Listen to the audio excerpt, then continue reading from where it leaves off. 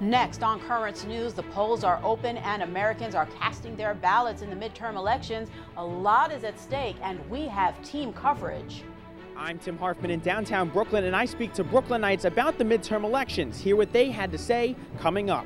The Diocese of Buffalo releasing the names of 36 more priests with credible allegations of sexual abuse tonight, what Bishop Malone is saying about it. Plus, being defiant and making threats, North Korea says it may start up its nuclear program again. The news starts right now.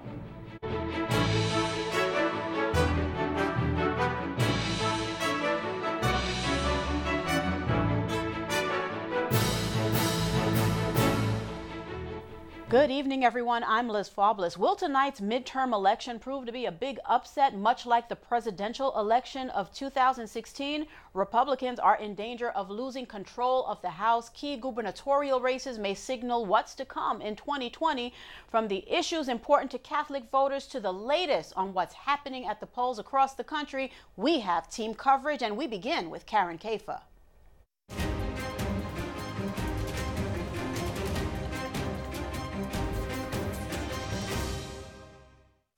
American voters getting a chance to show how they feel about the Trump presidency and GOP control of Congress. I'm hoping that people see what's going on and that they really take the time to come out and vote. President Trump's final push before Election Day came in Missouri on Monday, predicting he'll get blamed for Republican losses and no credit for GOP success. If we don't do so well tomorrow, they will put me on the ticket. If we do great tomorrow, they will say he had nothing to do with it. Like the rest of the country, the president waits and watches today as Americans decide whether Republicans will hold both chambers on Capitol Hill or Democrats grab a share of the power. While congressional Republicans wanted to make their case around the economy, President Trump zeroed in on immigration, a move that could prove harmful to GOP candidates in suburban districts in places like Virginia, Pennsylvania, and California, trying to attract moderates and independents. Democrats made their case around health care and character. Our leader with the biggest megaphone in the world is engaging in conduct unbecoming a president. It is beneath the office of the presidency. In addition to 435 House races and 35 Senate races, 36 governor's mansions are up for grabs today, too, with Republicans on defense in 26 of those states. In Washington, Karen Kafa, Currents News. There is a lot at stake for this midterm election, but a new poll suggests that more people are losing faith in the election process. A new survey by Axios.com found that 51% of Americans still have faith in democracy, while 37% lost faith and 9% say they never had it in the first place. Mother Nature could be doing her part in keeping people away from the polls. Storms hit much of the eastern U.S. today, and experts say bad weather is likely to affect voter turnout. As far as political parties go, multiple studies show that between Republicans and Democrats are more likely to stay home during inclement weather. The weather isn't the only thing on the minds of Catholic voters today. Many hot-button issues are on the ballot, from immigration to health care. Currents News' Tim Harfman spoke with some people casting their ballots, and he's standing by in downtown Brooklyn with more. Tim. Liz, the rain hasn't kept Brooklynites from the polls here at St. Francis College, and voters I spoke with say this election is one of the most important ones that they could remember. Rain isn't stopping these New Yorkers from heading to the polls. I think voting in this election is exceedingly important. Our country is not in a good condition. We've got to show that at least I'm not satisfied with the direction, and I hope these other people feel the same way. One of the biggest hot-button issues, not only for the country, but also for Catholics, is immigration.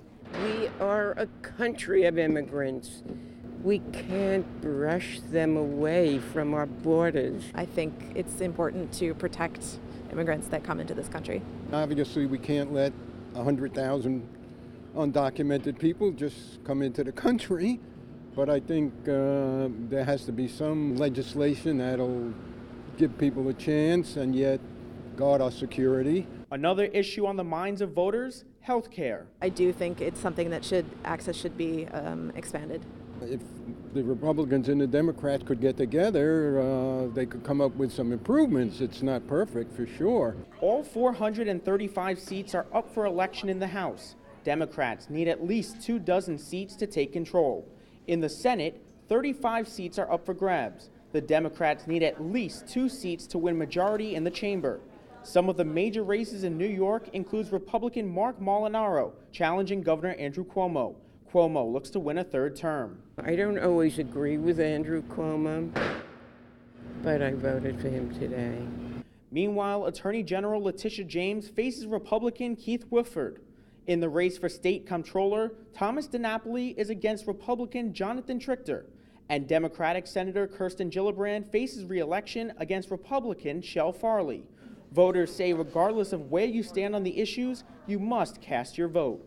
It's important. I think it's your civic duty to come out, and I came this morning, but the line was all the way around the block, so I came during lunch break instead. And polling sites throughout the city close at 9 o'clock, so you have just over an hour to go out and make your voice heard. At St. Francis College in downtown Brooklyn, Tim Harfman, Currents News. Catholics are being asked to vote their conscience, picking the candidates whose stances follow what they believe. To discuss what the biggest issues for Catholics are, Brian Brown, St. John's University's Assistant Vice President for Government Relations, and Brian Kazuba of New York Law School. Gentlemen, let's get right to it. We're going to split the difference. You told me what you feel are the biggest issues for Catholics. We have immigration, we have security, we have health care, and we have abortion. We're going to start first with immigration. I want to start with you, Brian. Why? Well, immigration, the Catholic Church is made up of so many immigrants and has a rich history of serving the immigrants and the immigrant population. And I think what you've seen, especially in the closing days of this election, is a big focus on immigration, on this caravan that's coming up from Central America. And immigration, we know in 2016 was a big issue with building the wall. So immigration, we're a diverse immigrant country. It's not going to go away. It's an issue important to all voters, but in particular Catholics. Brian. I agree. Immigration is the #1 issue. It's timely. It's in the news. The caravan, 7,000 people coming. Yet the president is telling the Pentagon to have 5,000 troops ready, in addition to Border Patrol and National Guard. And it definitely plays to the swing Catholic vote. And you both agree health care as well is an important issue. Really quickly, why is that? What needs to change? Well, healthcare, I think a lot of people have come to realize that they're beginning to like Obamacare, and there's been some fixes and adjustments to it over the years, and now they want to keep it. And you've even seen some Republicans in swing districts saying, I'm not going to, mess with your healthcare. So I think that's an important issue to families and workers, and it's another issue that's not going away. Brian, before you answer that, you did note that there are some narrower issues that are not being considered. One example of that is the Child Victims Act. Really quickly, that means legislation would give those who were sexually abused as children more time to bring criminal and civil cases as adults. This is legislation that is being considered now. This really drives home how important the outcome of the elections is directly to Catholics. Why is that? Well, that's definitely a big play in New York State. Obviously, in not only do we have the midterm elections in D.C. to contend with, but should the Democrats take back the Senate in New York State, this would be one of the top priorities that Governor Cuomo has spoken about. Here in the city, there's only one contested real race for that. That's Marty Golden versus Andrew Gennardis in South Brooklyn. And it has come out during their debates on either side. Andrew Gennardis is for the Child Victims Act. But it's not the #1 issue that's being played out there. It's more politics of local and transportation issues are getting more focus. This is being billed as the most expensive midterm in history because, as you both agree, there's a lot at stake, right? There are 435 seats in the House of Rep up for grabs. Democrats must win 23 GOP-led districts to take control there. Meanwhile, there are 35 of the 100-member Senate seats at stake. That said, let me ask you for your predictions tonight. Put them on. Who takes it? I think the Republicans maintain the U.S. Senate and maybe even pick up a seat or two. I think the House, with a high voter turnout, historically, the party in power always loses seats, an average of anywhere from 25 to 30 to more. So I think the trends are favoring Democrats taking the majority in the House. Brian. I agree. I think the problem with the Senate is the Democrats are doing defense on most of those 35 seats. When that's the case, it's going to be hard to pick up the number of seats that they need and save some of the ones that they have that are in play. I have to get this in the time we have left. Voter turnout is expected to be high. What does this say about the state of our government? Well, everyone's a winner if you come out and vote. And the high voter turnout is great for a vibrant, healthy democracy. We have a voter turnout problem in this country, and we have a real voter turnout problem in New York State, where we're historically at the bottom. So, like it or not, this election has ginned up energy and enthusiasm on both sides of the aisle, and that's a good thing. I think high voter turnout helps the challengers, and even the bad weather today might also play a factor, so it could be a late night tonight. High voter turnout, and you mentioned, Brian Kazupa, Catholic swing voters are important. Really quickly, why? Catholic swing voters, they're the voters that obviously both sides want to target. You know, the diversity of the Catholic vote has always been an issue. But I think this year, especially now in the wake of the Kavanaugh hearings, where the Republicans have now solidified the Supreme Court and the issues such as abortion, it makes immigration and women's issues more prevalent. And those swing votes, Catholic women are looking to potentially vote more in favor of Democrats this year. Hispanic Catholics more in favor of Democrats this year. Those swing votes are in play more so probably for the Democratic Party than in past years. So that's why they're important this year. Brian Brown, final word. I agree, and suburban female voters, especially highly educated female voters, are going to be an important factor to watch. And the number of women on the ballot across the country today is also a growing development, and that could be a factor in the ultimate outcomes. Brian Brown, Brian Kazupa, thank you so much. Important insight and perspective. I appreciate that you both joined me today. Thank you. Thank you, Liz. And there's more election coverage from the Catholic perspective coming up. I'll talk to national correspondent for the Tablet and Crux, Christopher White, on how the midterm election could affect the U.S. Bishops' Conference next week. That is minutes away, so please stay tuned. Also in the news, the Diocese of Buffalo is adding the names of 36 priests with substantiated claims of sexual abuse. That brings the total number on that list to 78. Head of the diocese, Bishop Robert Malone, released the names on Monday. The prelate says the diocese got a, quote, tsunami of abuse claims after church leaders asked victims to step forward in March. In a news conference, he talked about the importance of clear communication. Your understanding of the facts and the process is essential, and I'm thankful to you for the ways you really do try to be attentive to the facts. We all know words can be misinterpreted or misunderstood, and that does not lead to fuller understanding and the ability to move forward. Bishop Malone says all complaints are being taken seriously, and the diocese has hired more staff to deal with the influx of abuse allegations. The bishop is resisting calls for his resignation, saying he believes stepping down now would cause more instability.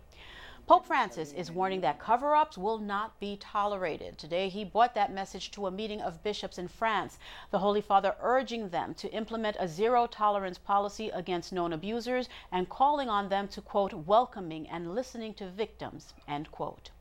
North Korea could be bringing back its Nukes program. An official there says that's the plan if the U.S. doesn't ease up on their economic sanctions. John Lawrence has that report. A very specific threat from a North Korean official has analysts worried. The threat came with a clear call for the U.S. to ease its sanctions against North Korea. If not, the country may resume building up nuclear forces, said a North Korean foreign ministry official on state television. It does reflect their position. It also reflects the stance that they have, that they don't want to give up much. This warning comes days before Secretary of State Mike Pompeo has scheduled a sit-down with his North Korean counterpart in New York. North Korea always, before a meeting, tries to gain leverage by perhaps issuing threatening language or insinuating a threat.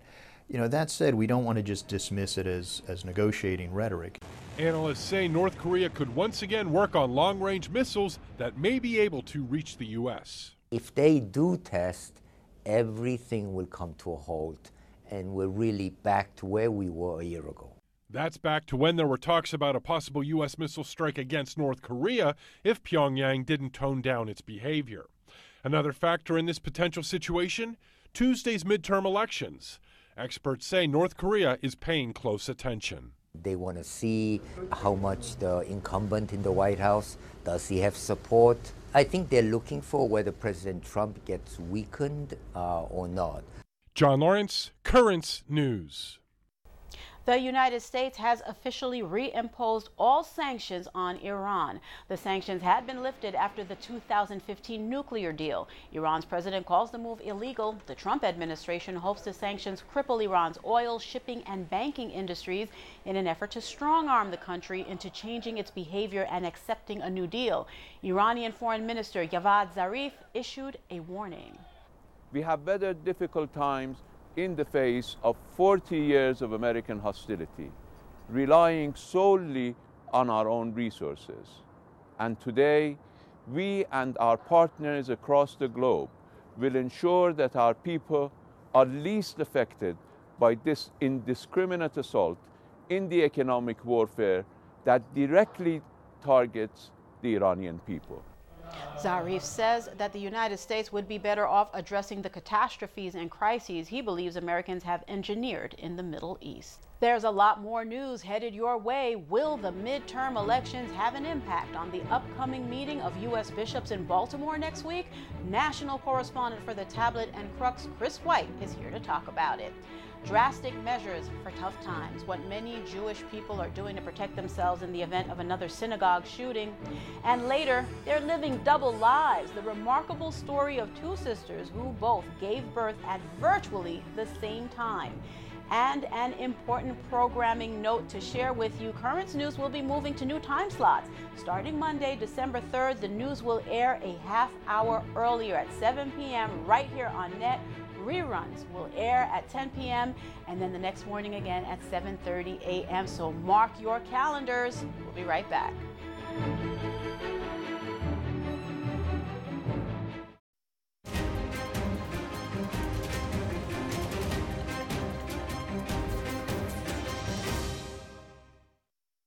Across the country, citizens are heading to the polls to cast their votes for the midterms, but time is running out. In New York, polling sites are closing at 9. In New Jersey and Connecticut, they close at 8 o'clock, so get out there.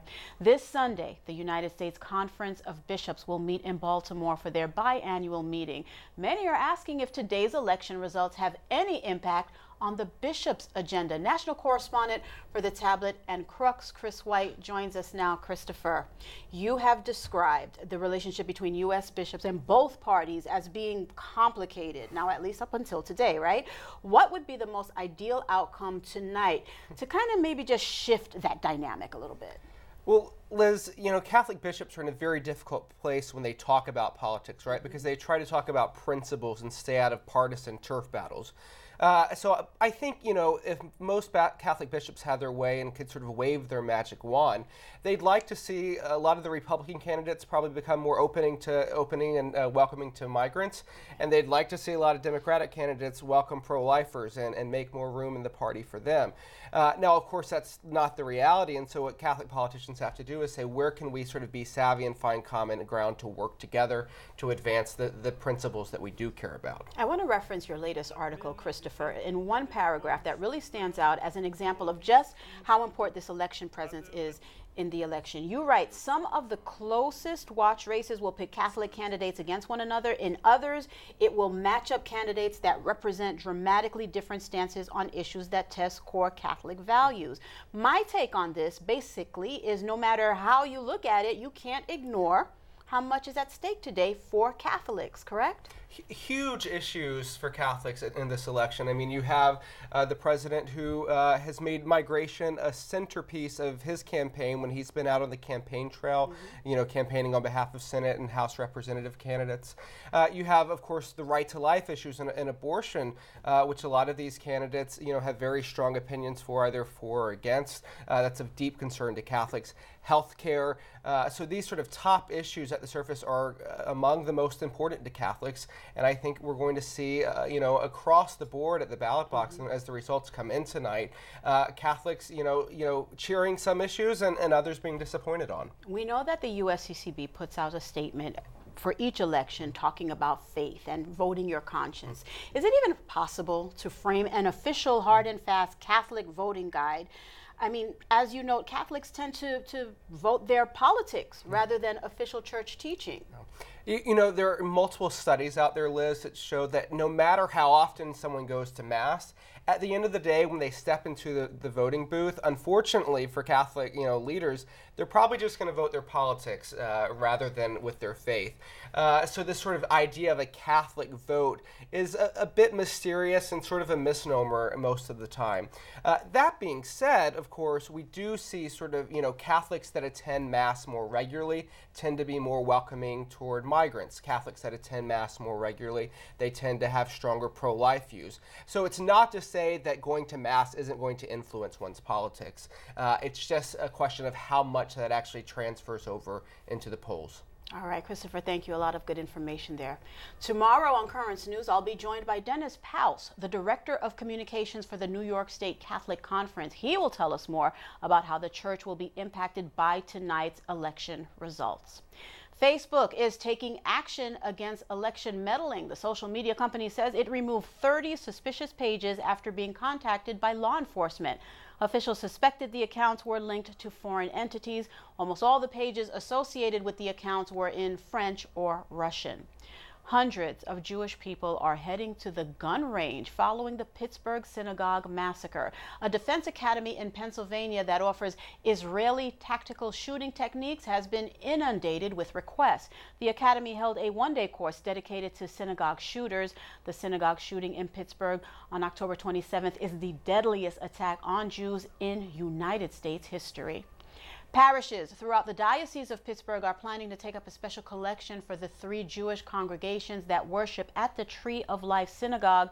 The Bishop of Pittsburgh, David Zubik, asked that the collection be taken at all masses this weekend. He hopes that the donations will be used in whatever way is most helpful to ensuring their members recover and to restoring their house of worship. The bishop writing, "This collection is a gift of love and solidarity from one religious community to another to say that the Catholic people of southwestern Pennsylvania suffer with you, and we are here to support you." Still to come on Currents News. No, you're not seeing double. Twin sisters giving birth just an hour apart. And that's just the beginning of this remarkable coincidence.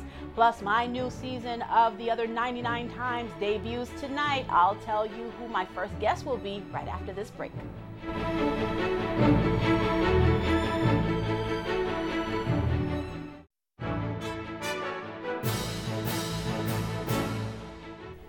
A pair of twins pulled double duty in California. Sisters Bao Nia Yang and Bao Q Yang welcomed baby girls on the same night in the same hospital. And that's not all. The babies were born just 1 hour apart and both weighed in at 7 pounds. The 23-year-old sisters never expected to go into labor at the same time. I think I knew that I was going to be in labor. And then I told her, and then she was like, I'm having pain here and there too. I might be in there with you too. The Yang sisters call their daughters' births a miracle and say it's a dream come true to have them share a birthday. Finally, tonight, please stay tuned. The second season of my Net TV program, The Other 99 Times Count Your Blessings, premieres this evening. In our first episode, I speak with Dr. Ansel Augustine, who talks about why, even though he lived through Hurricane Katrina and other tragic life experiences, he never lost sight of the good life. The Other 99 Times season premiere airs tonight at 9:30 right here on Net TV. I hope you get to watch. That is Currents News. I'm Liz Faublas. Just a reminder that Currents News is moving to a new time slot. Starting on Monday, December 3rd, the news will air at 7 p.m. As always, thank you for joining us because we are putting your faith in the news. Hope to see you again next time.